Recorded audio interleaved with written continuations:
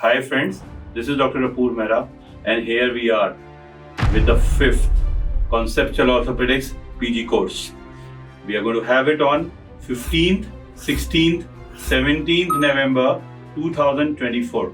Remember, 15, 16, 17 November 2024, 3 days of the basic line, the learning never ends. Leading right in front, our and your dear Professor Dr.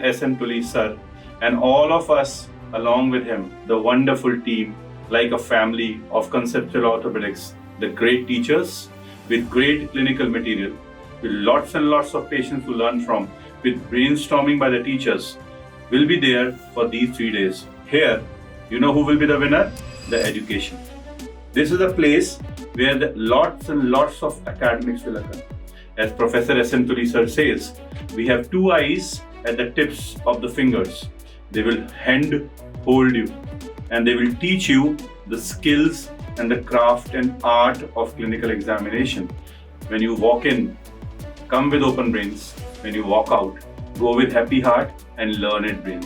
This is the aim of this 5th COPG course. See you at the Vidya Jeevan Center, which has been made specially to build up these courses to make you a better version of you. Thank you very much.